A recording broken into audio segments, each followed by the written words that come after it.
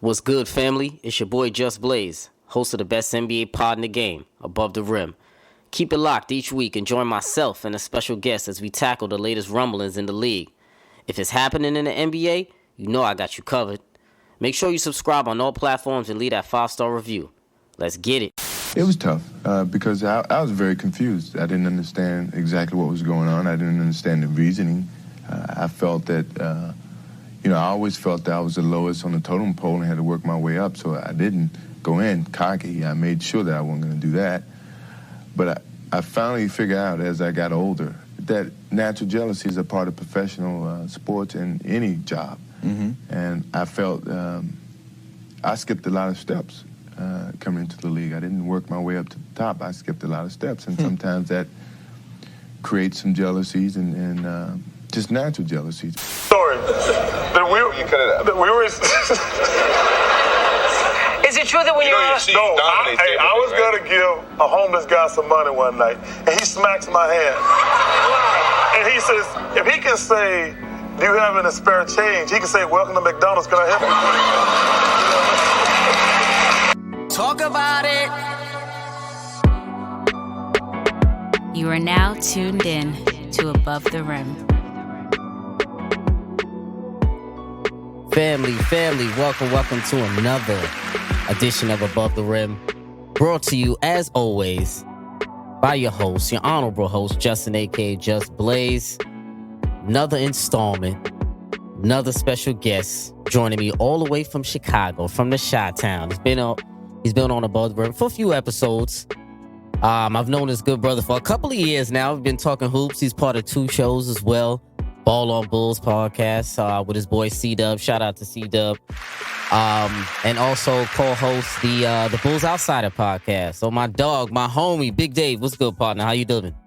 Man, I'm good, brother. How you feeling, man? I'm all right, man. I appreciate you joining me for another episode of Above the Rim, dog. It's always a pleasure. Hey, man, this is the only Christmas gift I needed, bro. Right here. I appreciate you joining me, man. I know it's an early start to the day. I know you got things to do later on, so I appreciate you being flexible with the time, man. Oh, no problem, man. I mean, like I told you, Jess, whenever you need me, bro, if I can do it, I'm going to be there for you. Of course. Speak on it. Yes, sir. So family. So, of course, you can listen to Above the Rim anywhere you listen to podcasts, iTunes, Stitcher, Google, Spotify, YouTube. Subscribe to that page as well. Hit up the other fellas on lineups.com to get in contact with me. You can hit me up and follow me on Twitter at JustBlaze_513. That's JUSBLAZE_513. On IG, it's JustBlaze513. On Facebook, search Above the Rim Podcast. Email the show as well. Above the Rim NBA Podcast at gmail.com. Call up to talk about it line with feedback. You already know with that hate mail after this episode. If we say something you don't like about the Bulls, send that in too. 908-718-1592. Call that line. And Big Dave, brother, where can the family get in contact with you, my man? Well, they can get in contact with me on Twitter at BallSports, BAWL Sports, or they can follow my man C-Dub at BallSports1. And you can check us out. We're on Instagram also under Ball Sports. And definitely hit me on the email too, BigDave7911 at Gmail. Hit that man up, man. This is the voice of the Chicago Bulls. Bulls Nation. That's your hashtag, right? Bulls Nation? All right, go ahead. Speak it. Say it. No, I said you're the voice of Bulls Nation. No, that's what I'm saying. Keep saying that. I'm with it. Speak it. That's what I'm talking about. I'll take it. Yes. So before we get into those Bulls, we're going to talk about that a lot. Man, we got to get into this Isaiah Thomas shit that happened really quick, man, because it was quite funny to me. So basically, Isaiah Thomas, he had a game in Philly. The Wizards were playing Philly. Well, he damn sure wasn't having it from a fan, and he decided to walk into the stands, say a little something to the fan, and apparently, basically, the fan was screaming at IT all game, especially when he shot these 2 free throws. He said he basically was screaming at the dude, and I got some audio of of Isaiah Thomas's reenactment of the incidents, and he basically went up to the fan to tell him about himself. There was no physical contact; it was just words. IT got ejected from that game. Then he got suspended for 2 games for going into this fans. But let's hear IT's version of what happened. I need to laugh.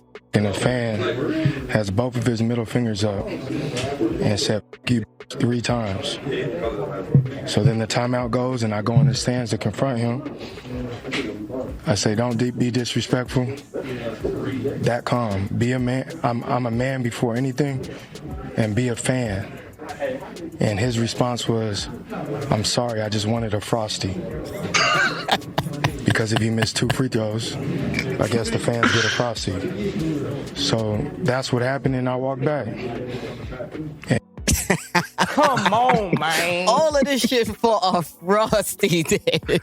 All of this son. for a Frosty. So we gotta talk about this real quick, because I'm not gonna lie, I had to laugh. He got ejected, like I said before. He got suspended for 2 games. So what were your thoughts when you saw this Isaiah Thomas going into the stands right here?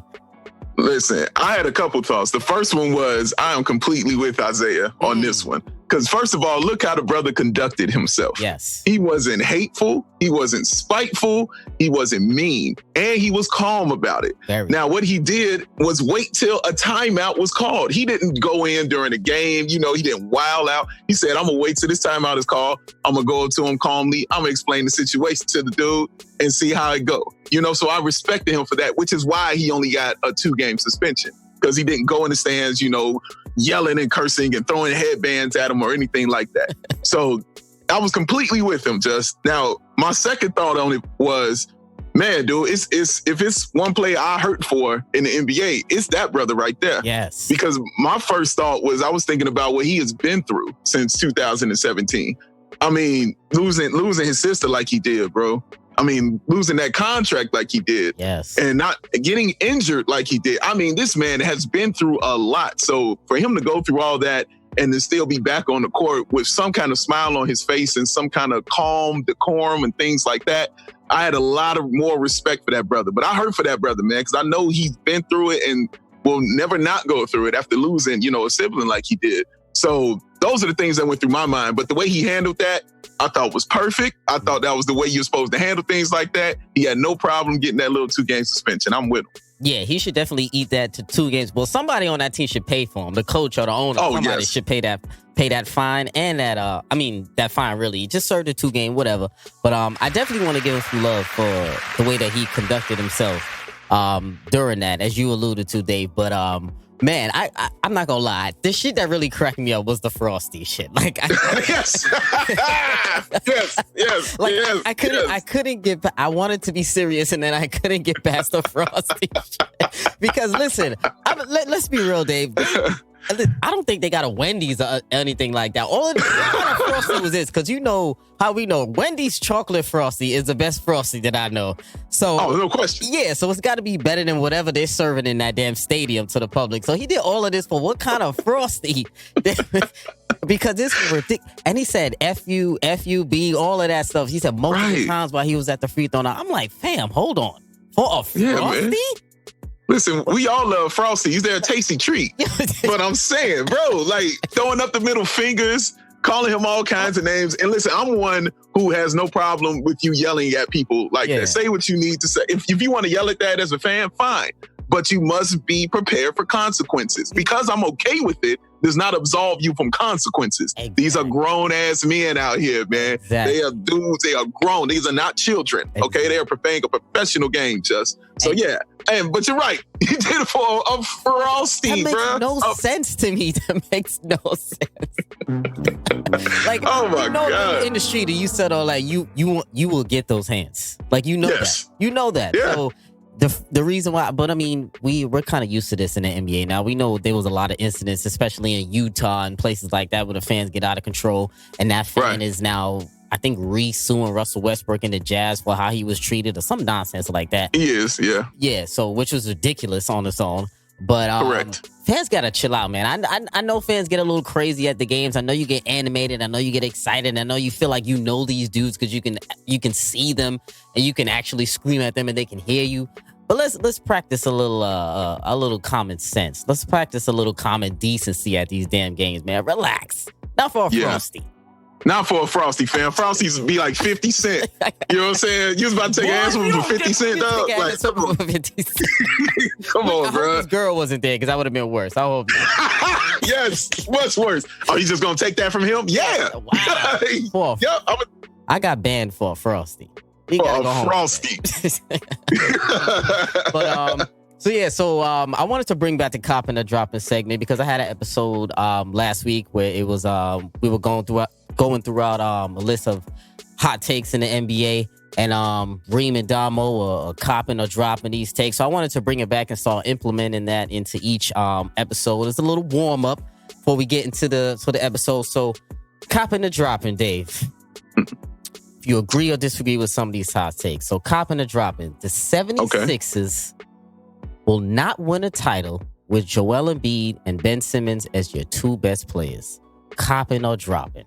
You know what? I'm gonna cop that. Oh, talk to me. Tell me why. I'm gonna cop that. And there has always been something about Joel Embiid, and I haven't put my finger on it yet, but there's always been something about him that never screamed champion to me, or never screamed he's the man. And listen, and it's something I can't understand, something I can't explain, because you look at him on the court, the dude's a monster. He's a beast. He dominates you, man. He can get you 27 and 12, and he can shoot the ball. He shoots a high percentage from the free throw line. He's got moves on top of moves, and he plays good defense. But I think Shaq and Charles Barkley were kind of hitting it on the head for me when they went at him and kind of challenged him to say, hey, man, you're supposed to be that dude. Like, he is supposed to be that dude. Yes. Like, it shouldn't even be a question that it's Joel Embiid, period. Like, he should be that guy, but he will disappear on you in games. And, you know, he will play around a little bit. You know, he has to get to a point where he gets super serious about this game of basketball and super serious about winning a title. Because it ain't time for games, man. Cats are out here trying to win and want to build their legacy. Look at the Greek Freak. He's a perfect example. Look at what he did. That's a dude who made up his mind. That's all he did. He just said, I made up my mind. I'm going to be the man. So if you look at him and you look at Embiid, man, I don't know, bro. Like, I can't see it like that. And Ben Simmons, I mean, bro, he's got to shoot. Like, that's an easy one. It's getting disgusting now. It's getting disgusting, Dave. Come on, man. Like, dudes don't even have to guard him. Like, you know what he's going to do when he gets the ball. He's going to the bucket, period. Like, that's what's going to happen. So you just build that wall and you don't let him in. You say, dude, Snow, stay out there and you shoot that jump shot. And he's like, nah, not going to do that. Giving you space. Yes, exactly. Like, daring you to do this and you just still will not do it.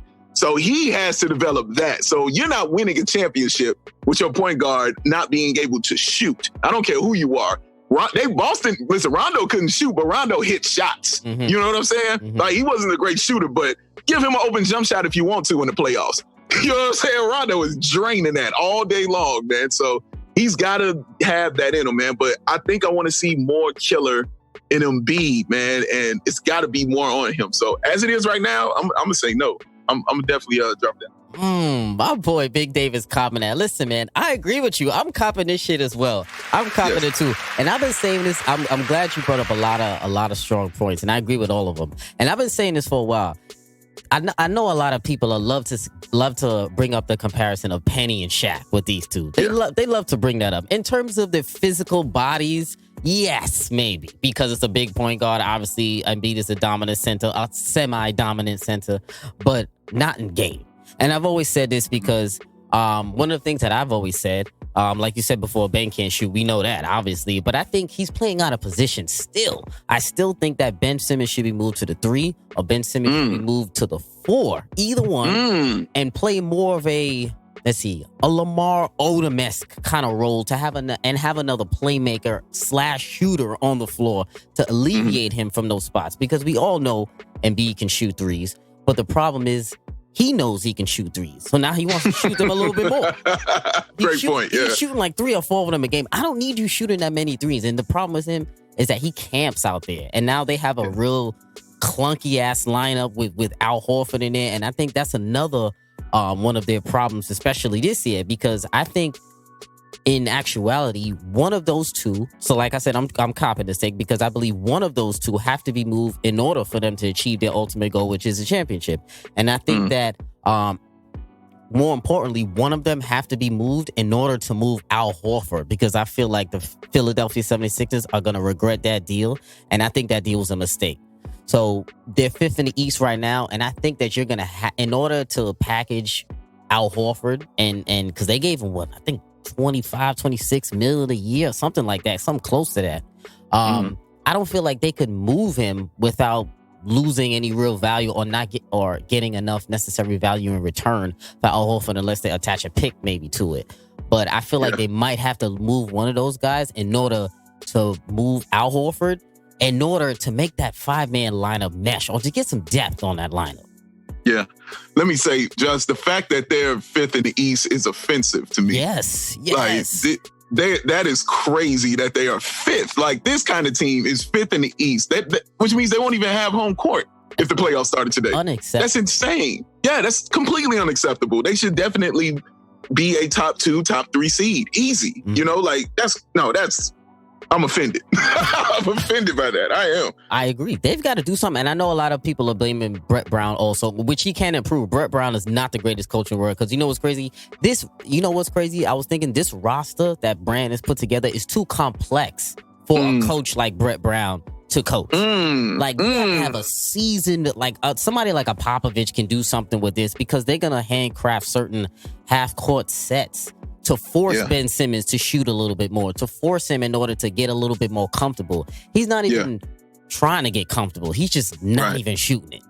Right. That's a great point. And coming off of last year, a successful season last year, you know, teams were game planning for you much differently. Yes. So they watch what you did, and they're going to try to take away, like any good team, they're going to try to take away what you do best. Exactly. The question is, how do you respond to that when they try to take away what you do best? And how you should respond is your best player saying, try to take away all you want. You can't stop me. I'm going to go ahead and be who I am.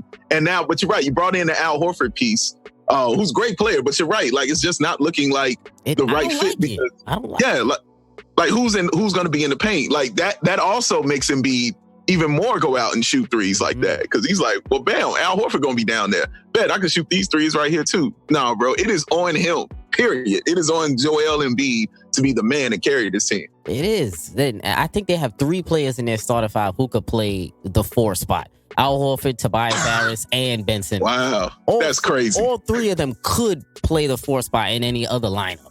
So that to me is a problem, and they got to do something right now. So I had a cop and a drop in last week about Ben Simmons. I'm gonna ask you really quick before we move on. Sure. Cop and a drop in. Did you have?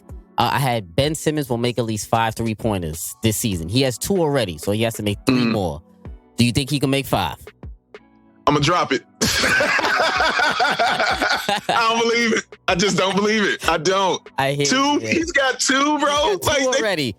They 30 games in. And you know what's crazy? Like, both of them were cash, Dave. They were cash. They were all water. He can't get you 3 more? Man, that means if he got you 2 and 30, that means he'll get you 2 more, and you'll get to what, 60? 60. So that means like he just won in 20 games, and he's doing it every 30 games. So I don't know. So I don't know if he can get you that, man. I don't know, man. Damn, I'm asking for a lot, man. I'm sad, but the problem is it's messed up that I might not be wrong. Like I'm playing, but it's messed up that I might not be wrong. Like that could happen. It's not that insane. It's not that insane. Like it's not crazy. And that's crazy. That is not crazy. It's you know what I'm saying? You know what's crazy is that the bar is so low. That's what's crazy. Yeah, bro. Yeah, you're right. All right. So copping or dropping this take. It gets a little bit more spicy right now. Copping or dropping, Dave. Kemba Walker is a better player than Kyrie Irving. Copping or dropping. Oh, let me give you some context. Kemba Walker this season, 22-5-4. Celtics are second in the East, 20-7. Kyrie's giving you 28-7-5. Nets are 7th in the East at 16-13. But what more importantly with Kyrie, the Nets record with Kyrie is 4-7. The Nets record without Kyrie is 12-6. And Dinwiddie's averaging 22-6 without Kyrie. So you see how Boston is performing now since Kyrie left. You see how the Nets are performing with Kyrie, how they're performing since his shoulder surgery and his long ass shoulder surgery injury that he's having. This shit is long as hell. Yeah, it is. Copping or dropping. Kemba Walker is a better player than Kyrie Irving, Dave. Talk to me. I'm gonna say right now, I will cop that. I will cop it right now because, and I'm gonna tell you why. Because I love Kyrie Irving. I do. I love Kyrie. He takes a lot of flack, and I understand why. But he takes a lot of flack. But that dude, honestly, is either the greatest layup artist I've ever seen, and like a top 2 or 3 ball handler that I've ever seen. Man, like I've never seen nothing like Kyrie Irving. He is something special, man. But he's got to be on the court. You know what I'm saying? He has to play. And the proof is in the pudding. I mean, if you have a below 500 record with you as your starting point guard, I mean, that hurts your cause right there alone. And Spencer Dinwiddie, my main man, Spencer Dinwiddie, who I'm still mad the Bulls let go because they let him go for Michael Carter Williams. Oh my, are you kidding? That's just that's exactly what happened. To make room for him, right? Correct, just correct. I do remember that now. Yes, man. I watched him all summer league with the Bulls, and I talked about him all on the podcast. Like, yo, this dude can play. But I knew he would never make the roster. I knew it. I kept saying he would never make the Bulls roster. And sure enough, he got out of here, and he's just thriving. And I hope he goes to the All-Star game this year because he's having a great He's definitely season. earned it.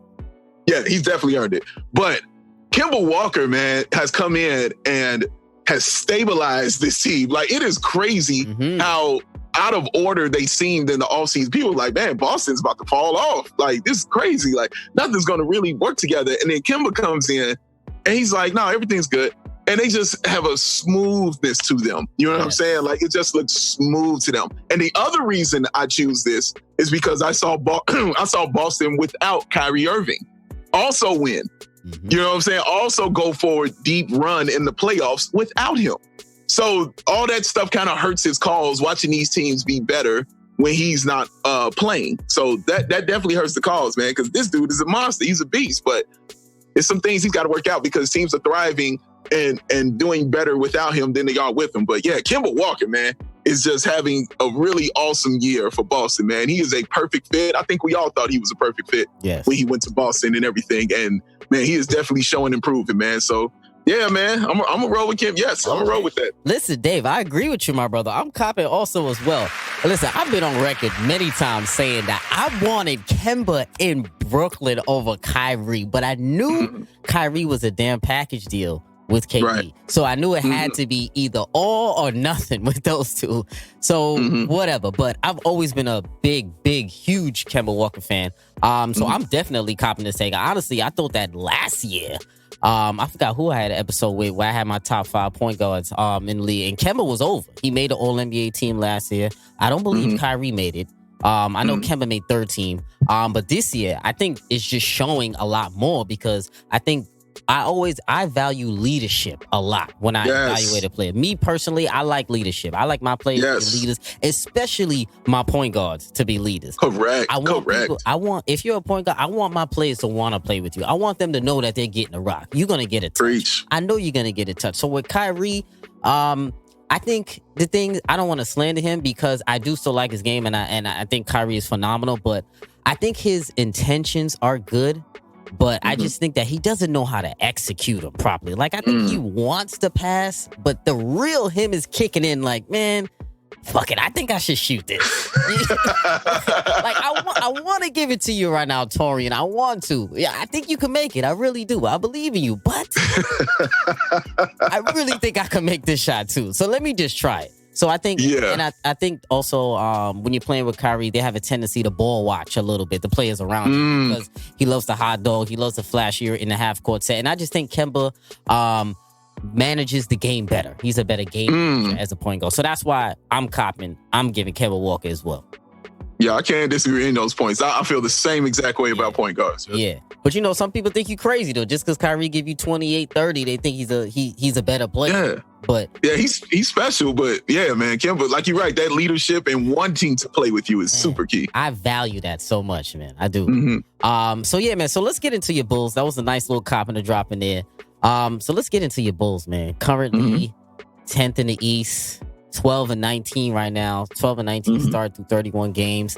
How I look at them, they pretty much lost a bunch of games they should have won, and they won. Yes. They won a few games they should have lost. But in spite of that record, they're only 2 games out of the playoffs, out of the Eastern Conference. Let me see some numbers for them. They're 27th in offense, which is bad, but a very encouraging top 10 defensive ranking. They're currently 9th ninth in the league in defensive rating. So Dave, talk to me about your Bulls, man, because they are a very intriguing young team. So according to you, has the season gone as expected thus far, and who's performed better than you thought, or what are your thoughts on this season through the first 31 games? This season has not gone as I thought it would. At all. I mean, at all. I thought that they would be way better than what they are, especially with the offseason moves that they made. And bringing in one of the key additions was bringing in Chris Fleming from Brooklyn as an assistant coach, because Jim Boylan, who I have huge problems with as a coach. Oh, I thought he was going to like him for a second. I was about to say, what? No, oh, what? Oh, God, no. Praise. I was about to say praise. No, just I'm speaking for Bulls Nation. You should know this. On, no, man. that dude is an atrocity. He like absolute atrocity, man. Like it's ridiculous. A terrible coach. Okay, terrible. Can't stress that enough. How bad this man is at coaching. He really is bad. Truly, truly bad. And yeah, but I like the fact he understood where his shortcomings were. He's like, no, I'm not really good at offense. Let me go get a good offensive mind in here to bring in a system, and we'll try to, run that. So they brought in Chris Fleming. They brought in Roy Rogers. And they bring in Chris Fleming. And he, you saw the offense they ran in Brooklyn last year. Very three-point oriented offense. But it was a point guard dominated offense because you had a good point guard in D'Angelo Russell, who turned out to be an all-star that year. And Yes, and Dinwiddie. Yes, two guards. He looks out for the dynamic point guards, guys like that. So you give him this team, and who's your point guard you bring in? You got Tomas Satoransky as your point guard. Okay. Tomas? He's cool. He's solid. But what he does for starting, he can do off the bench. Yes. Okay. Like, I'm not saying he's terrible, because he's not terrible. He's a solid ball player. But his best game, he'll give you 15 and 8. That's at his best. Like, he'll give you 15 points, 8 assists, some rebounds, couple threes. You know what I'm saying? He'll do that. And that is his peak, and that's as high as it's going to go. But teams aren't rallying around him. You know what I'm saying? Like, oh, man, we got Tomas at point guard. We good. Listen, Tomas strikes no fear in the opposing team's heart. Zero. You hear me? Listen, zero fear. Tomas. No disrespect. No disrespect, but Tomas is not going to get me going, all right? Yeah, that is not the person that they are worried about at all. They are not game planning for him. And like I said, he's a solid guard. He's solid, but as a starter, I don't see how it fit. Now, they were going with this offense, this three-point oriented offense, putting Otto Porter Jr. in there, who I think is the highest IQ player on the team.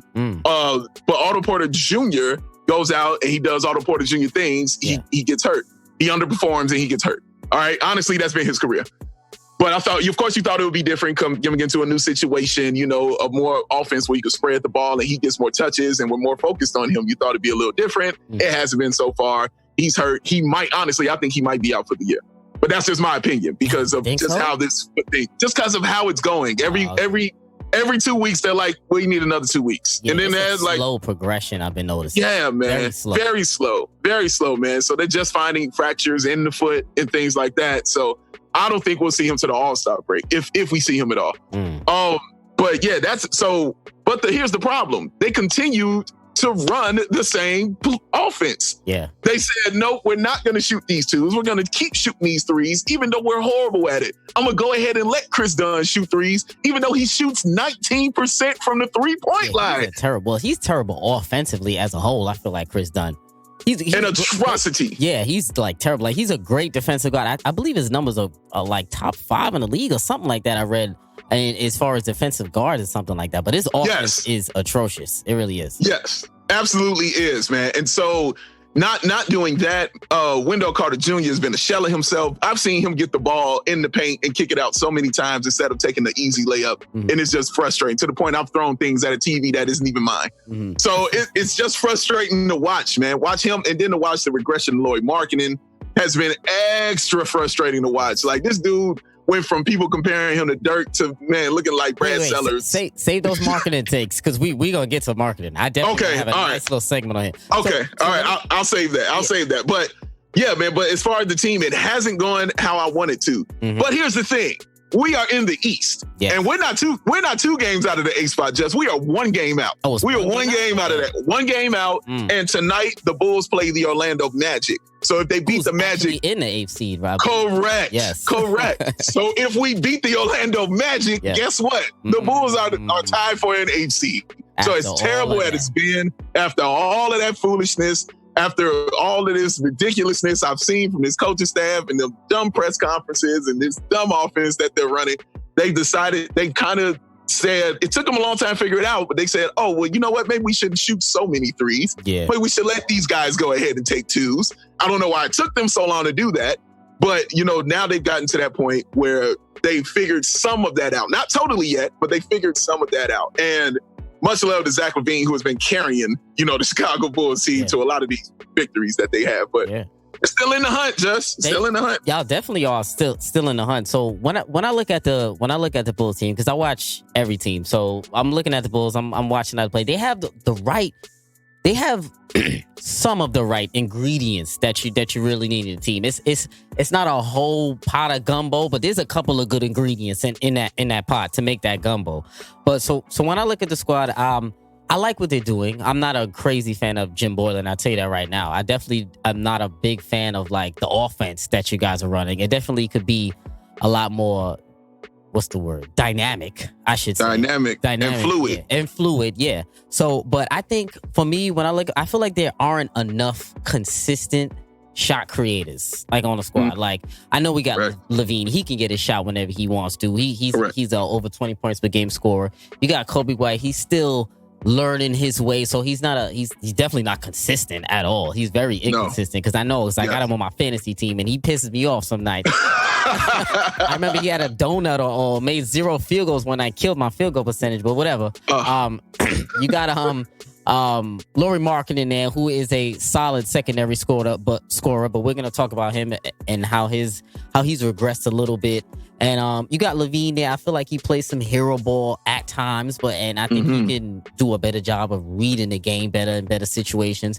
But I think more importantly with you guys, and I alluded to with the consistent shot creators, I feel like you guys, and correct me if I'm wrong, Dave, or if you agree or disagree, I should say, that I think the Bulls don't have enough ball handlers that are capable of getting to the line consistently.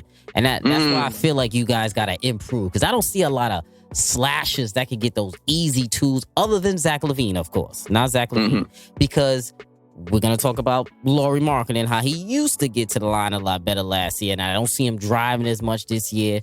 Valentine, I'm not big on this guy, Valentine. I know a lot of people like him, but I'm just not a fan of this guy. Who else? Otto Porter, obviously you're missing Zach LaVine, but what do you think about that? Do you think you guys am I on to something with not enough ball handlers to get to the line consistently? I think you're absolutely right when you say that. There aren't enough ball handlers to draw defense and get to that line and, get those fouls. And Zach LaVine just started getting those foul calls. Yeah. This year. Like he's always done that. He's always gone to the bucket and taken punishment. But he used to complain about foul calls before, right? Yes. He complained a lot. That. Yeah.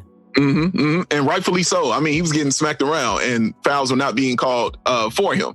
That's kind of changed this year. Like, you've seen him get to the line more consistently. He recently had a game, I think he had 25 points. He shot about like 6 of 23, but he was 11 of 11 from the foul line. That's what I like to see. Yeah, exactly. That's recognizing this isn't working. Let me try something else. You know what I'm saying? Like, let me go ahead and get to the bucket and try to get to the line. So that is how you can, elevate your game and, be a way better basketball player.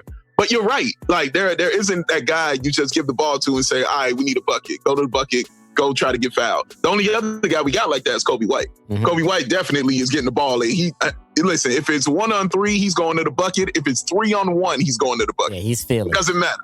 He does it. He does not matter. Of course, that's going to have to change if, he has to be better facilitator and things like that. But right now, he's like, no, I do this good. I'm going to keep doing this good because nobody's telling me not to do this. So I'm going to keep doing it. But yeah, he can create his own shot and he can get to the bucket, but he's a rookie. Yeah. So I don't know how much I want to rely on something like that. Well, you can't rely on Yes. it. Yeah. Yes. Great point, sir. But yeah, but they're missing those things like that, and they're also missing high IQ ball players on their team, on the floor, man. So those are things that I think that they are missing. Because for me, like I said, it's Otto Porter Jr. and Denzel Valentine are your highest IQ players, and I don't think that's a great thing. Valentine.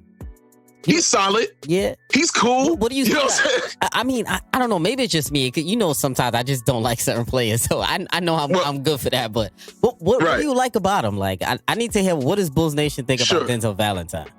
Well, overwhelmingly. First of all, his name kills me right now. Denzel. Yeah, well, right. Besides that, I'm going to get past that. I know. You probably still just got the Drew League in your head when you're thinking about Denzel, bro. You just think about Frank Nitty giving him that business, man. Oh my God. That hurt. Oh man, dog. That's what I got a rap for. It's a dude who got worked by Frank Nitty, dog. He got worked. Nitty Titty. Oh yes. Oh man, he worked him, dog. He really did. And Denzel obviously had been hurt a lot.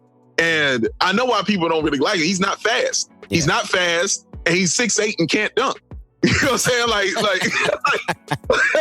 you know what I'm saying? That is true. So of course guys are gonna be like, man, this dude is trash. I get it. It makes a lot of sense. But here's what he brings. Here's what he does do well. He does facilitate very, very well for your offense. And the Bulls are lacking in facilitators. He has that IQ who he recognizes mismatches. He knows how to set up the offense. He can actually run those things. He's very good at that. And he shoots the 3-point shot at a very high rate. He shoots in the 40s, I believe. But yeah, he shoots very, very well. And the Bulls are lacking that, especially from an offense that wanted to run three-pointers, was three-point oriented. Another ridiculous move by Jim Boylan, because it didn't make any sense. You're running a three-point oriented offense, and you got your best three-point shooter, and he just had him on the bench. Yep. He wasn't even playing. He didn't even play him for like a month. Why? Well, because I said so. That was his answer. Like, like we his kids. Yeah. You know what I'm saying? Because I said Boylan, man, he's something special. Man, dude, that's a very nice way to put it, Jeff. Yeah, I know. I'm being very nice. Very nice. But that's what Denzel brings to you. You know, that IQ, that being a facilitator and being a three-point shooter. And those are the things that this team is lacking. So he has to play. All right. I'm gonna give him a little bit more the benefit of the doubt. I will. Try. So let's talk about Zach LaVine really quick. So I want to talk about him. The Bulls, the undisputed right now, Bulls best player. So Zach LaVine, trending up as of late. He started kind of slow to the season. He's 24 years old, leading scorer of the Bulls. I said before, he's giving you 23, 4 and 4 in the season. Trying to make his first All-Star appearance this year. So we're gonna be looking for that. As we know, the All-Star Weekend is in Chicago this year, so that would be nice to at least have a Bull in the All-Star game. That would be nice. Yes, it would. But I think he's become a little bit more disciplined this season, especially on the offensive end. I definitely think he's taking smarter shots. He's most definitely being more clutch. He's had a few clutch games which I love to see. That's what I'm talking about, Zach LaVine. He's definitely been more aggressive. And ultimately, I feel like he's definitely making nice strides to become the leader that he says he wanted to be. And he said he wanted to be the leader for this team. So talking to you, let's evaluate Zach LaVine a little bit. So what have you seen from him thus far this season that you like and you dislike? And also, ultimately, actually, we should start off right here, I think. Sure. Do you consider Zach LaVine a top 5 two-guard in the NBA right now? Your guy, Zach LaVine on your Bulls. Do I consider him top 5 right now? You know what? Off the top of my head, I think I have to see a list. Tell me some names. I could throw you some names. All right, so we got Harden. We know he's not better there. Of course. Bradley Beal. Is he better than Bradley Beal? He's on that level with Bradley Beal. Is he better? I would say that. Would you take LaVine over Bradley Beal? I'm going to ask you. Yeah, I'll take him. I don't even feel good saying that. Get spicy, Dave. Get spicy. I'm rolling with the hometown. Forget it. I'm rolling with the hometown. Come on. Listen, Zach. Don't be ashamed. Go with your guy, man. No. I had to think about it. But okay. I'll take him. All right, so you got him over Beal.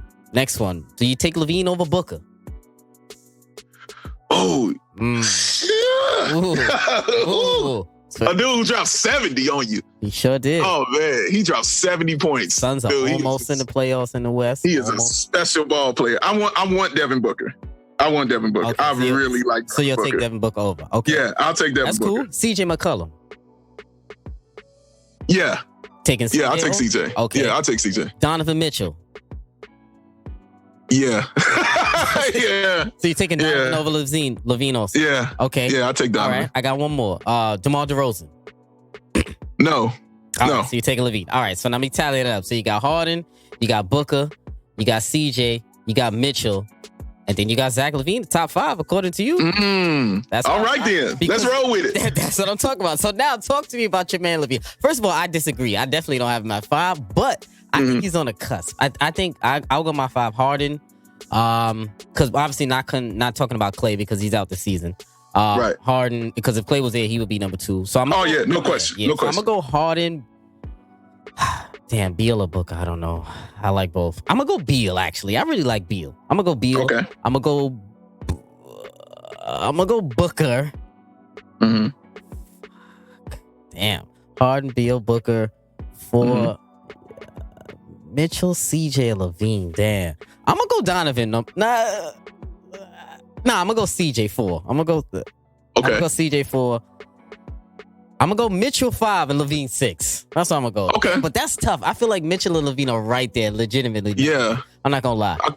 I agree. No, I completely agree with that. And their numbers say it too. So yeah. But talk to me about Levine. So what have you seen from him this season? It's a guy, saying ain't like doing. People say things, and sometimes don't just come through. Zach LaVine has said 1,000 times, I want to be an all-star. I want to be the best player on the team. Yep. I want the ball. I want to be the man. But this year, he has really kind of proven that. He's proven doubters. And I definitely had doubts. Could he be that guy? My goal for him this year was to lead. My ultimate goal and wish was in him to lead the league in scoring. I was like, dude, lead the league in scoring. Just go do that. I feel like he definitely can. No, there's no question in my mind. He has that kind of talent and skill to lead the league in scoring. But this team needs him to do more, which is why he's just can't focus on scoring like I want him to do. Yeah. Sometimes they need him to be that facilitator in the fourth quarter. But he still turns the ball over often in the fourth quarter. He still does that a lot. He's gotten better, I would say, the past 2 games. He's figured out something in the past 2 games, which is he's not just going 1-on-5. He's actually running a nice pick and roll play with Wendell Carter Jr. They're developing a nice little fourth quarter chemistry. And Wendell Carter is actually catching the ball when somebody throws it to him. So that's actually a good thing, because he has some of the worst hands I've seen in the league. Like, it's terrible. Definitely. But yeah, I don't know if it's his hands or if his eyes, like if he needs LASIK or something. I don't know. But it's not good. It hasn't been good. So, but he's been catching it in the fourth quarter these past few games from Zach LaVine, and it has led to wins and victories these past 2 games for the Chicago Bulls honestly, because of that coming through in the clutch with Zach like that. But Zach has said, I want it and I need it, and this is my team, and I want to be the man. And he's just, if there was any doubt, it was definitely that Charlotte game when my man came out with the threes. Yes. It was a hell of a finish, man. The disrespect of him, man. It was insane. It was He's the one who had the steal. Also, he had the steal too, right? I think I want to say had the steal and pass it.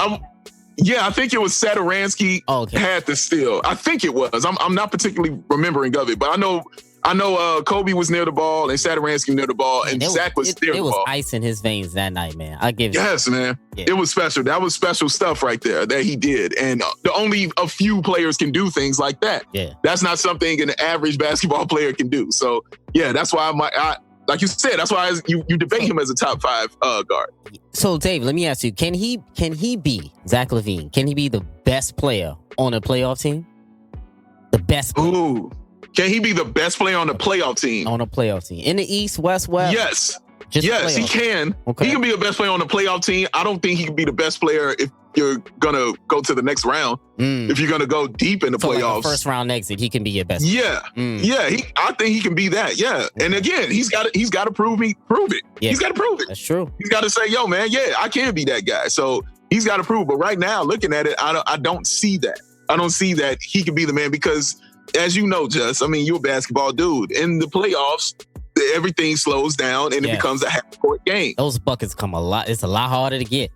Correct, man. Every possession matters. So guys are going to be keen on you. Yeah. And they're going to be focused all on you. And they know you're the man. You're the one that gets to the bucket. You're the best player. So they're going to make you do something else. Question is, can you? Can you do something else? Can you, when they're keying on you, can you still drop me 30? Because you're going to have to get that. Yeah. Like your averages in the playoff have to go up. Yeah. Period. He's definitely going to have to. We definitely keeping a close eye on him. Yeah, man. But he's having a great year, man, and I wish him more success for real. Yeah, me too. I definitely like Zach LaVine's game. So let's talk about his co-star, Lauri Markkanen. Some people call him Baby Dirk. I don't know if I haven't heard a lot of that this year. I haven't heard baby right now, son. Just a baby now. So he's had an interesting follow-up season. The year prior, he averaged 18-9. This year, he's dropped down to 14-6 or 14-7 or something like that, I believe. His field goal attempts are down. His 3-point percentage is down. Free throw attempts down. His defense is down. His foot speed is down. He's looking bigger, taller, slower. So Zach LaVine, do you feel like he's regressed in his second year, or what do you feel like he needs to improve on? Oh, there's no question he's regressed. And I'm not going to put it all on him. Some it's definitely scheme. For me, the theme of this season, as far as my blame, has been 60% scheme and 40% effort. So I believe the scheme has dictated the fact that he's going to regress, because they turned him into just a dude who stands out and shoots threes all day. They turned him into like a tall Doug McDermott for some reason. Yeah. And I'm like, why? Like, have you seen the skills that this man has, like, that he has at that height, you know, and the force that he can be? And I'm going to keep saying it. If he goes in the post and gets the ball and works in the post, they will call fouls for him. Yeah. He's a 7-foot-tall white boy. They will give you some fouls. They will get some fouls, bro. He will get you some fouls out there. But yeah, he's got to be aggressive down there. Now, his first game of the year, my man dropped 35 and 17 in the first game. He looked great. I think he hit like 1 3, but it was all inside. He went all inside. He was doing everything on the court, man. It was great to watch. After that, there was a complete regression. He started hanging out at the 3-point line. He started when he would go to the bucket, he would take off from like the 3-point line and try to dunk on people. Like, like, no, bro. Like, no. You know, I need you to get more inside and do that play. When he gets inside, he had no moves at all. Like, he had no moves at all. And the other team's opposing big men were working him to death. And I mean, just putting it on him. Then also, let me get back to the scheme part of it, because that's the effort. That's on him. He controls those kind of things. But getting to the scheme of it, he was being put in positions to not succeed. Just letting him actually go out there and shoot threes, forgetting he was on the court. He would get into a rhythm. Jesse, you know this. You're a big man. You got to get into a rhythm. When you get into a rhythm, you don't break the rhythm. Boylan would break his rhythm and take him out. Let's say he scores 12 in the third. Boylan would take him out midway in the third and not bring him back till about 6 minutes left, 4 minutes left in the fourth. And then like, all right, go do something. And then we end up losing.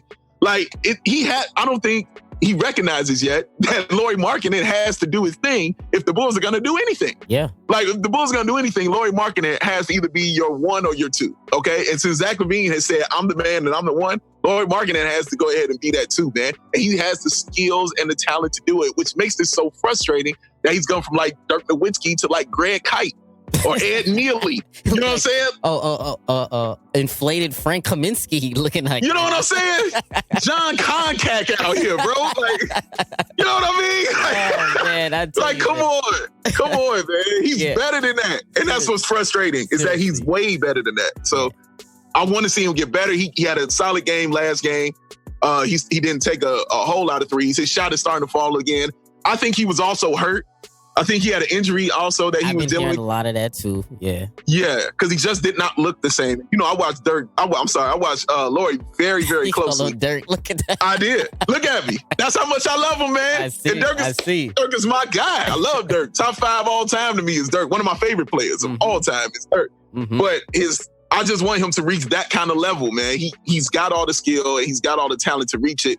So right now, it's just, it's between his ears right now, man. So once he gets that straight, man, he should be better. Yeah, I agree, and I think you made some phenomenal points. So when I look at Lauri Markkanen, I start to think to myself, if it's possible, has the league figured him out or anything like that? Because to me, right now, he's looking like your typical European player, which is more like a finesse player who doesn't really like the physical contact. Like we talked about Kaminsky before. He's looking like a Bargnani type to me right now. That's what I'm looking at him right now. But I don't think he's regressed fully, because I think that's too strong of a word. But I think he's taken a slight step back in terms of his aggression around the rim, as you alluded to before. So when he falls into that trap of being that tall, 7-foot spot up shooter, I feel like his overall game takes a hit if he starts to do that consistently, like over and over and over every play.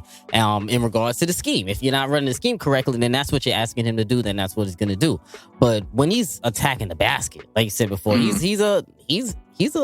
can be considered a dominant type player because he catches you off guard when he does attack the basket. And when he does, it opens up those lanes for him when he starts being aggressive. Or maybe a little post up like Porzingis. He's been starting to post up a little bit more, do a little turnaround, fadeaway. All of those big 7-foot kind of shooters. I just think he needs to drive to the basket a little bit more. Get some free throws. Get some easy shots.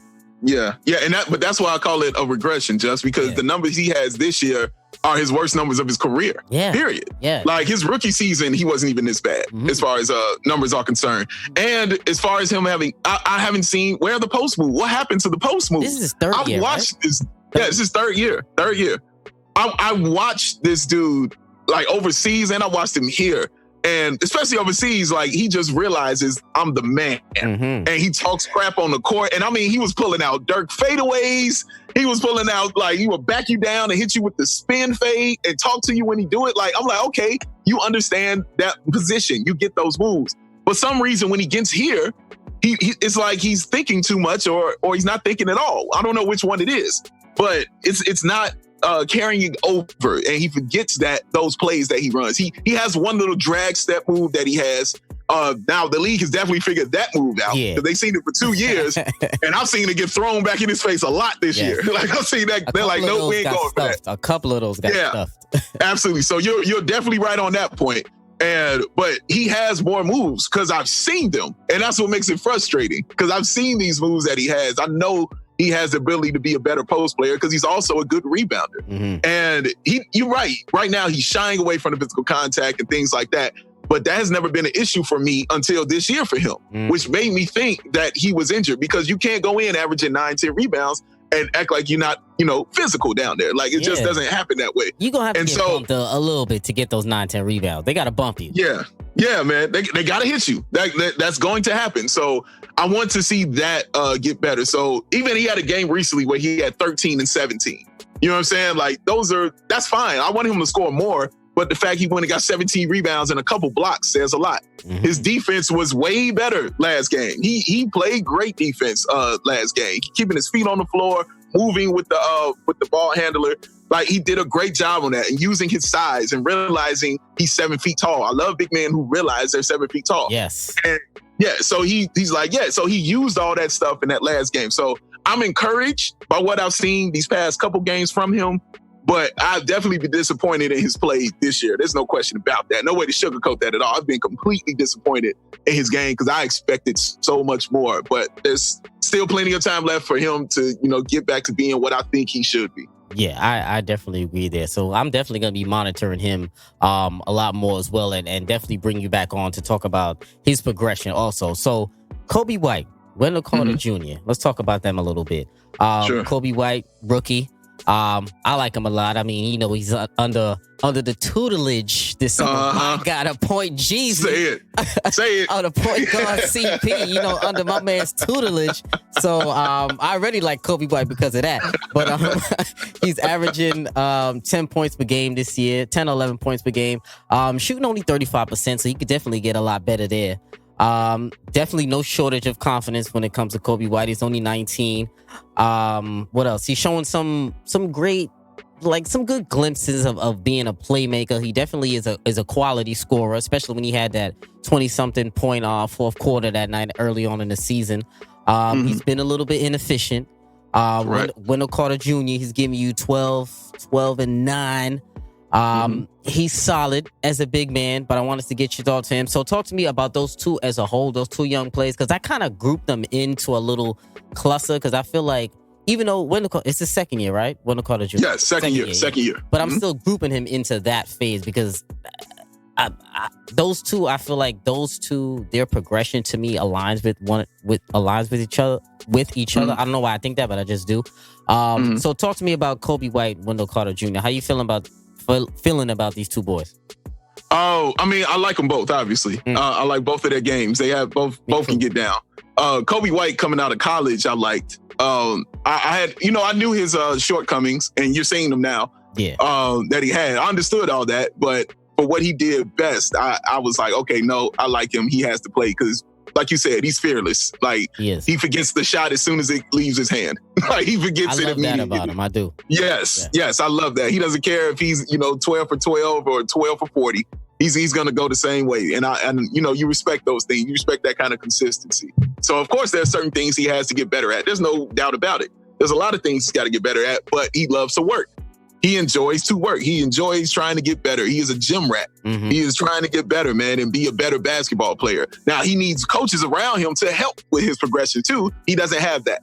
He definitely doesn't have that around him. And that's another thing I've been upset at is the fact that I haven't seen any progress in that because he's still doing kind of the same things. It's like he's learning on his own, kind of. You know what I mean? Like, he's kind of out there learning on his own what to do because he can't look to Chris Dunn. And he can't look to Satoransky, and he can't look to Shaq Harrison or Archie and figure out, how to be a great point guard. Like, it's just not good. Not too many great examples over there, I tell you that. Right, exactly. You know what I'm saying? So I like Kobe. I like where he's at right now. Of course, he's going to hit those rookie walls. He just hit one for the past, couple games. You saw it, because like you said, he's on your fantasy team. So. Did I?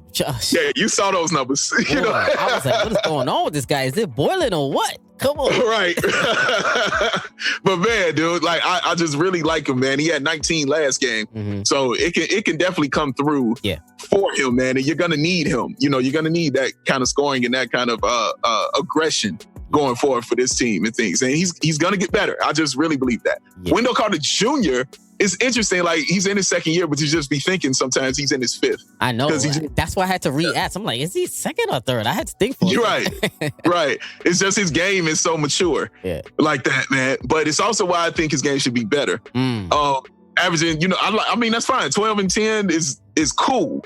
You know what I mean? But I think it should be higher than that. And again, I put a lot of that on scheme. I put a lot of that on scheme and the positions they put him in. When you're afraid to take a jump shot.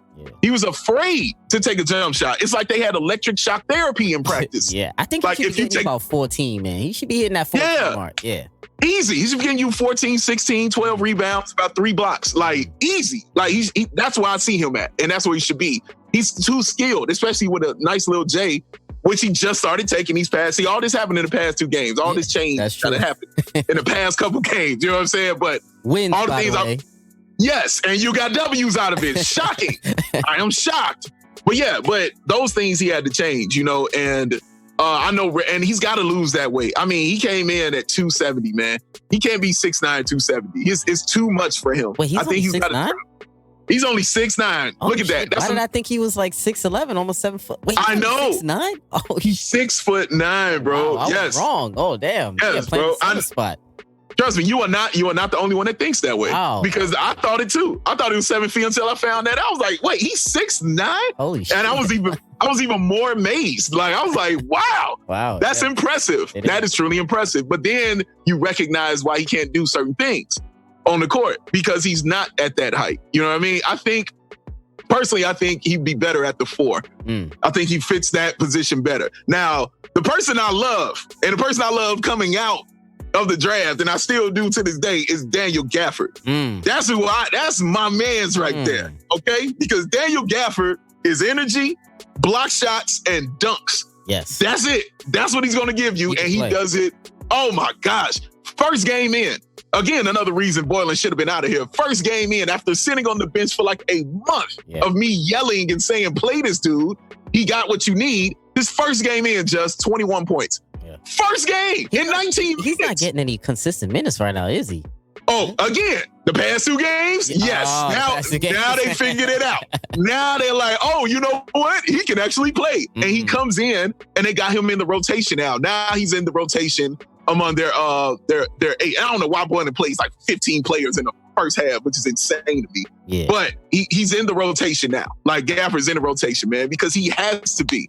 But he fits that very well, man. He gets that block, and I mean, he is like a gazelle going down the court. The big man, and because he wants to be rewarded, and you give it to him, and he will reward you because he's dunking on everybody. Okay, but to have 21 points in 19 minutes and shoot like 80% from the field because they're basically all dunks, and then Boylan didn't play him the rest of the game, and of course we lost.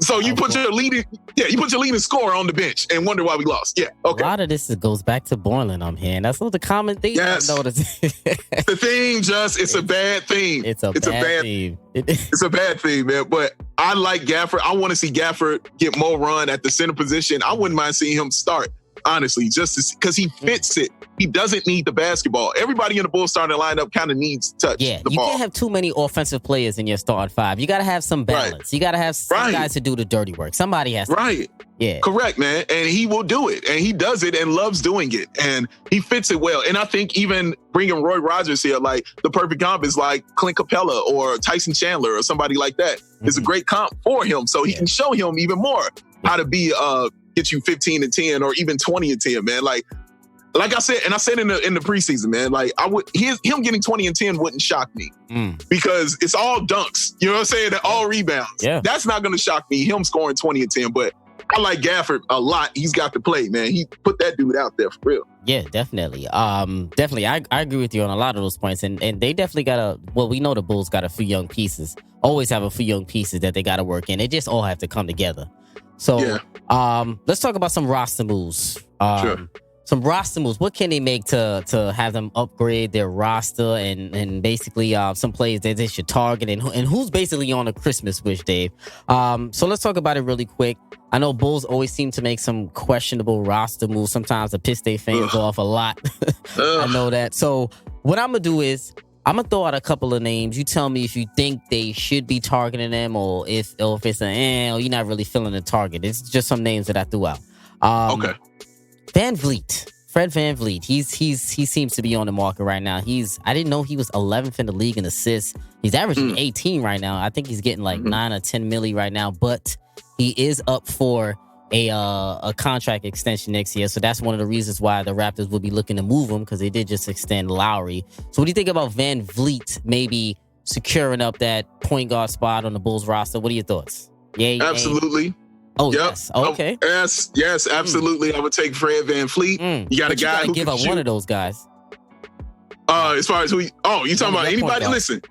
Oh, what? We got like 5 of them. Who you want? I just want to see if you're willing to give up. I will pull up to their house in the van. They can get in. I'll take you anywhere you want to go. Yeah. Okay, you can all get in the van, bro. I like Bleedy on that team, man. I like Bleedy on the Bulls. Listen, man, I think that would be a nice move for them. And he brings that, obviously the championship pedigree. He brings that. 1, 2, the dude's IQ. Yes. And 3, he knows the city. I mean, he's from Rockford, which isn't very far from Chicago. Yeah. Oh. So yeah, he's got a connection here already. So even better. I'm with it. Bring that young man in here. Let him show up that point guard spot. You got me excited just right now, just even talking about that. Because I definitely think he would be available, and I definitely think that would be a nice. I definitely think Bleedy deserves a starting spot. I think he's proven that he can be a starting guard in the league. Yeah. Absolutely. Yeah, I'm completely with it. We have 4 point guards they can just take their pick from. Who you want? Definitely. DeRozan. How do you feel about DeRozan in Chicago? I'm going to say no to that only because of Zach LaVine being there. I was thinking the same thing. Yeah, I just don't see how that meshes and how that fits, man. Because somebody would have to play the 3 pretty much. Yeah, like DeRozan, I mean, he's a star in the league. He's proven that. And he's going to need to be the star on the team. He's going to have like a 2-man game. Like, he's going to need that. And he's going to need the ball. And I wouldn't target him strictly for that reason. Okay. How do you feel about Marcus Morris from the Knicks? He could be a good addition or no?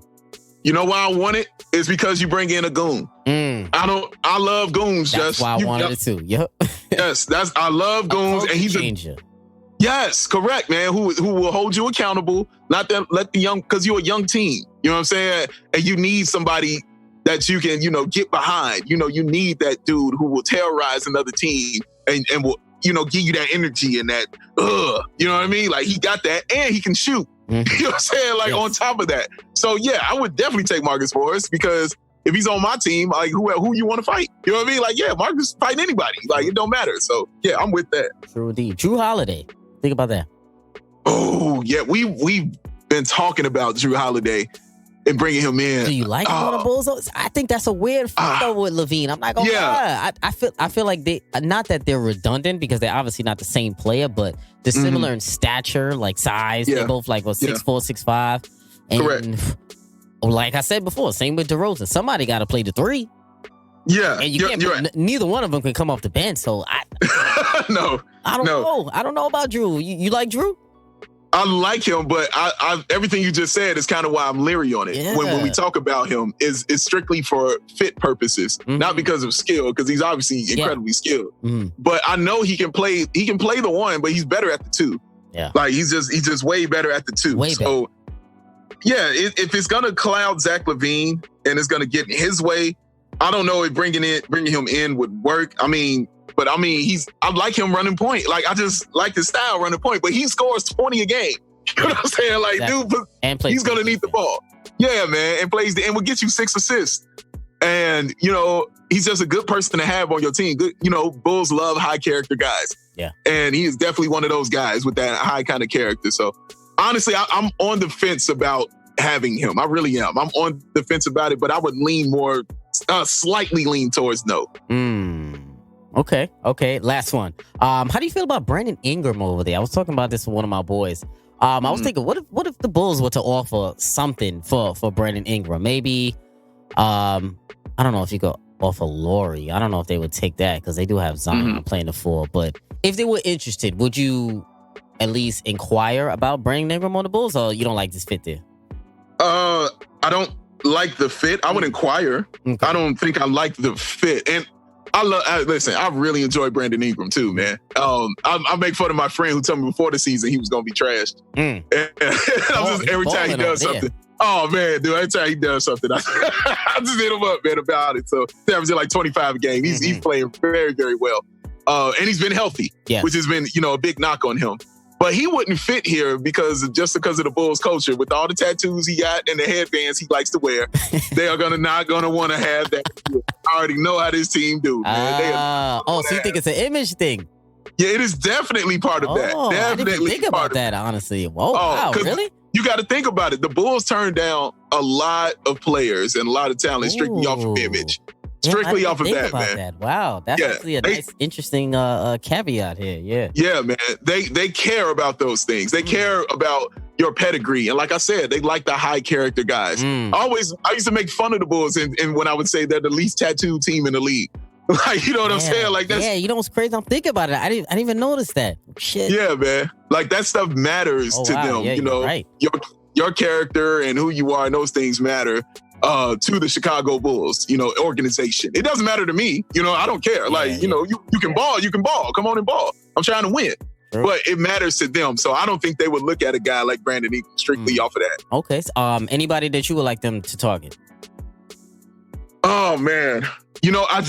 I don't know who yet. I mean, I still love Ish Smith. I've always loved Ish Smith, and I still want Ish Smith on this team, man. I still want Ish Smith on this team because he's just one of my favorite players. But I know what they need is a surefire. They need a point guard who can remove thinking for this team. They need an intelligent, high IQ'd point guard who don't necessarily have to score all the time, but can get everybody in the right position and run the right offense, man. They have to rely, and like you said about Kemba Walker, somebody they want to play with. Yeah. Somebody they want to be like, oh man, he's out there with us. Let's go on and do that. I think a guy like Van Fleet is perfect for that. Yeah. So yeah, they just need high IQ because there are too many times I watched this team and they have just made silly mistakes on the basketball court because they just either didn't know what to do or they didn't have the skill to do it, but still tried to do it.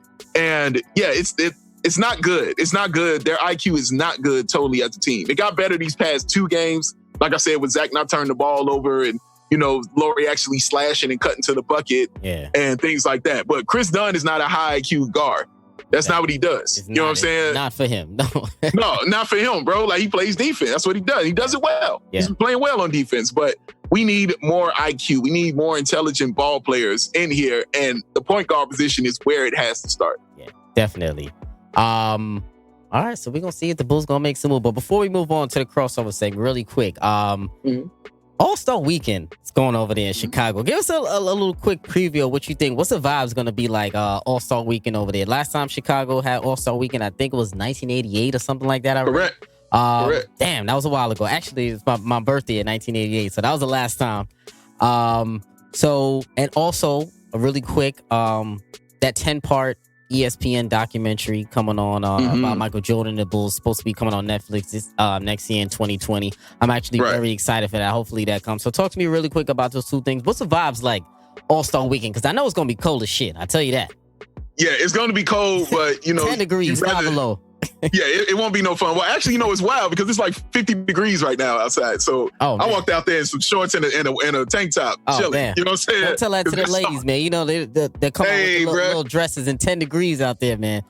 Look here, brother. I ain't mad at them. True that. Do what you got to do. You know what I'm saying? Get it in now because you know that hawk is coming. And they know it's on the way. So yes, absolutely. Man. But yeah, I think it's going to be, it's going to be busy. Yeah. It's going to be crowded. It is. But it's going to be a lot of fun. Like, it's going to be some foolishness going down, definitely. The ticket sales are already insane. Yeah. You know what I mean? Already in the thousands of dollars. Are you going up there? Are you going to any of the festivities and shit? As of right now, we're not. Okay. As of right now, we're not. Because, it might change. Because, you definitely want to be there. But because they definitely want to do something with the Bulls Outsiders for All-Star Week. Definitely. And so, and especially if, Zach LaVine is in the dunk contest, which I think he will be, especially if that happens. I mean, if you don't go to the All-Star game, bro, like, you got to represent, period. Yeah, you got to do something. You got to rep. Something. You got to rep, bro. You got to rep, bro. And it's the last time Mike won the dunk contest, last time, 88. Oh, shit. Leaving from the free throw line. Nice. That would be nice. That was the free throw line, brother. Come on, man. That would be solid. Yeah, man. He got to do it, bro. He got to do it. So, I think he'll be in there. So, yeah, hopefully we're involved some kind of way with All-Star Weekend. So they're still working on that. So we got our fingers crossed on that right now. So we're hoping that comes to fruition. But yeah, it's going to be crazy. It's going to be wild. It's going to be a lot of parties. It's going to be just a lot of craziness, especially downtown and on the west side where the United Center is. But yeah, it's going to be wild, man. Yeah, it is. Make sure y'all bring y'all bubble goose going on there, man. I tell you. 2 or 3 of them shits. Triple A of that. I'm saying. Make it a 5X. You hear me? 5X. Come on with it, bro. Yeah, man, for sure. So let's get into this crossover segment before we get on out of here, man. Not a game. Not a game. Not a game. Crossover segment, family, for my new listeners. I compare and contrast players from different eras.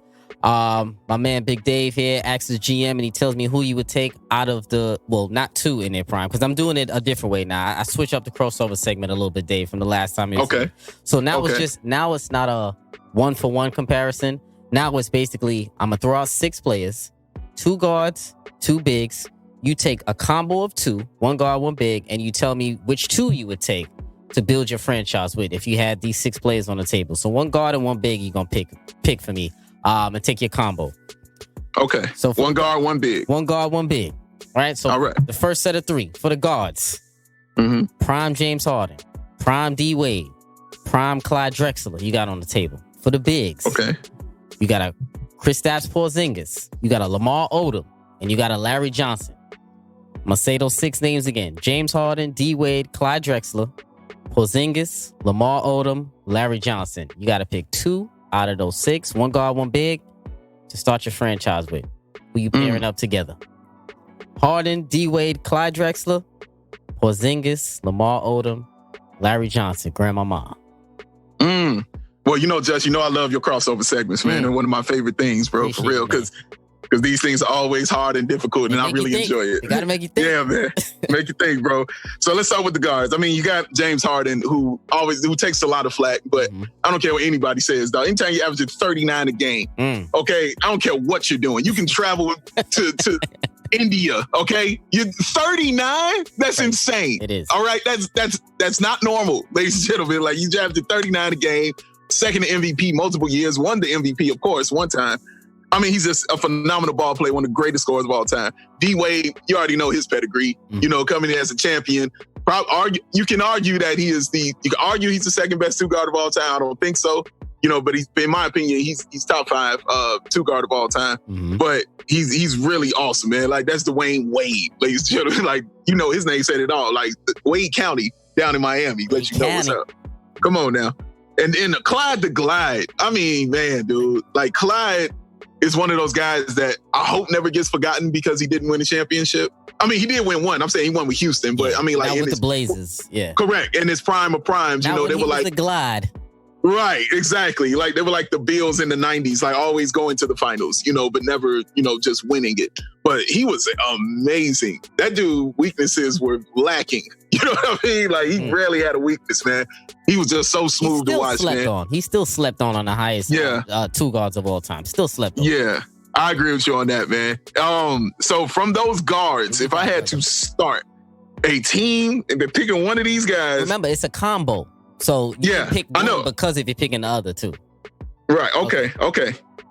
Give me D Wade for my guard right here. Only because, like, man, that leadership is something. We talked about that earlier. Yep. That leadership is something to me, man, and that's important to me. And D Wade comes in from day one and does what you tell him he can't do immediately. Like that's been his whole career. Oh man, you can't lead this team. You're too short. Yep. Oh man, you can't go to the finals and get this W. Who you got on your team? No, he's gonna go do that, and like he's gonna go win. Period, man. So he's won without LeBron, and he's won with LeBron. And it was, a Finals MVP. Okay, he had his opportunity, and he got there, and he succeeded. And for me, I can't forget stuff like that. And I mean, just an amazing guard. Lead all-time shot blocker for two guards is D Wade. At 6'4". You know what I'm saying? Like hey man, you got to be smart when you're doing that, because you're obviously not using your size. You know what I mean? So you got to use your brain on that, man. But no, D Wade, yeah, I'm going D Wade, man. That's tough. So who you pairing up with D Wade?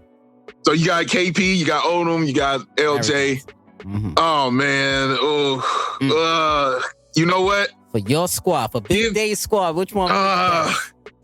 Give me Larry Johnson, man. Ooh, Give me Larry Johnson. Give me LJ. LJ in his prime was an absolute monster. There was nobody stronger. There was nobody tougher. And then had the lightest touch around the rim. His touch around the rim was special. The flaws were limited. The jump shot was mean. He had the outside shot. Inside, you didn't want to guard him because you couldn't really stop him out there, man. He was a force, a complete force to be reckoned with. I love this game out there. And it's hard because, Kristaps is a beast. Okay, when he's not hurt, he's a monster. Yeah. And Odom is amazing. Like, he's completely versatile. If you know what I'm saying? That opportunity to lead a team?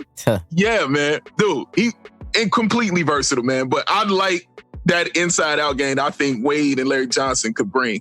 I just really like that combo, man. But yeah, that's tough because I would kind of want to take Hard just because of who he is, man. He's so mean, dog. But I'm rolling with Wade, man. I got to go with Wade, and people will want to play with Dwayne Wade, I think.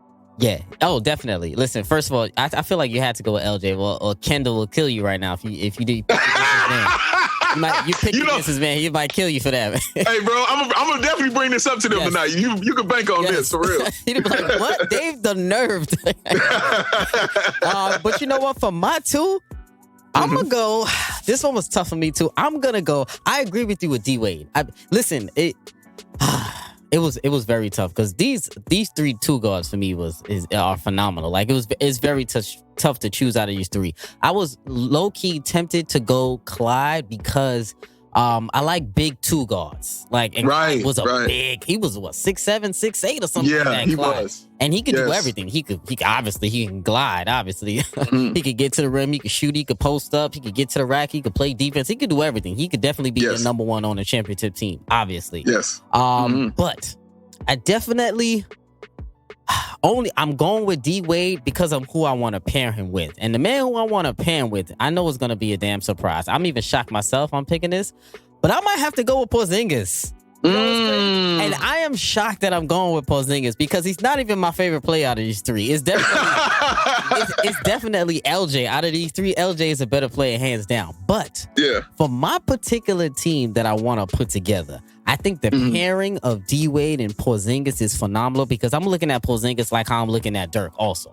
And I saw what Dirk gave you in that 2011 finals. And I saw how he can really control the offense from the mid post, from the high post. And also if he had a better slashing guard, it would have been a lot better for Dirk Nowitzki. So I know D Wade can also carry that load from the offensive standpoint. And because I feel like since D Wade is such a slasher and he's the worst shooter out of those 3, I need one of my bigs to step out and shoot a 3 also to give him that room in order to get to the lane. So I'm gonna go D-Wade and Porzingis reluctantly, only because I like the pairing.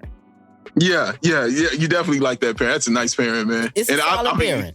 Mm-hmm. Yeah, man, that's good. Because KP was like my second choice. That's what I was debating over. Because I'm telling you, man, they sleep. That dude, listen, there's a reason he's called a unicorn. Yeah, there's a reason you call him a unicorn, bro. He could play, man. He could play, man. I saw him up close personal a lot in New York. He could play, man. He can go, bro. Yeah, they really are, man. Lori needs to get in the gym with him this summer. What's up? They need to put that together. Yes. Who you telling? Yeah, yes, Lori don't need to go home. Yeah, don't worry about man. Go with Porzingis real quick. That might work.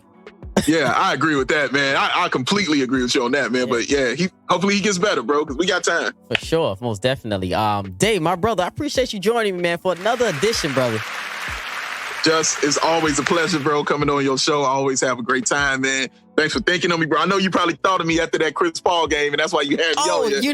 After you saw CP, you want to give me the call and come on here. I understand. I had to tweet at you. Oh, we didn't even talk about that. I know you were tight enough for taking that photo of CP after, but I mean, first of all, I was grinning. I love to see it. I was sitting there like, I love to see it. But I mean, I know those are his young boys, so I understood why they took the pic, but they definitely got their ass handed to them and then took a photo out. So, yes, man. I was so on the fence about it, just I get it. It's hard for me to dismiss it because I know what Kobe White's, losing his father and what Chris Paul had meant to him after that happened. Yeah. I get it. I completely get it. And I can't be that mad, but but that's something Marquise Morris, for real, would be in there like, no, bro. Yeah, do this outside. He'd have threw the basketball in his chest after that. Do this outside, bro. Yeah, not right after the game. Like, come on, man. Yeah, dog. Man. Now you got to carry all the jerseys to the laundry room. Right. And get the donuts. You know what I'm saying? Straight up, bro. But I feel it. I understand it. And man, it's been really, let me say, it's been great watching Chris Paul this year. He's been awesome this year, man. He really has. My boy, they call my boy Wash, man. He's not trying to hear this here. They call my boy He Wash. ain't hearing it. He ain't hearing it, bro. He's, leading that team. They're like a playoff team. Like, it's crazy. Yo, he's 7th in the West right now. Over 500. We just beat the Clippers last night. But you know what, Dave? It's still free CP3. Still free. I understand. I know you. Where you want him to go? I want him in Miami. I want him on Milwaukee. I do not want him on the Lakers, but I guess I'll take it if it's ever possible. But I really don't want him on the Lakers. I don't want to root for them. I ain't gonna lie. But to me, he's got to go east. Miami or Milwaukee to me is the wave. Okay, I think he goes to Milwaukee. Milwaukee goes to the finals. Yes, if he goes to Milwaukee, I love that. I love it. Yeah, I think that's it. That's the move, bro. But they scared. They scared to make moves, so we'll see. Yeah. You're right. Free my man still. Free CP2. Free me. I can't keep playing with them on 2K, man. Dave, my brother, man, I appreciate you, man. It's always a pleasure bringing you on the show, my brother. Always. Man, thanks for having me on, bro. Shout out to your engineer too, my man. Thanks for having me, bro. Definitely. Take care, man. That's Above the Rim. What episode we on right now? 114. Episode 114, family. And we out.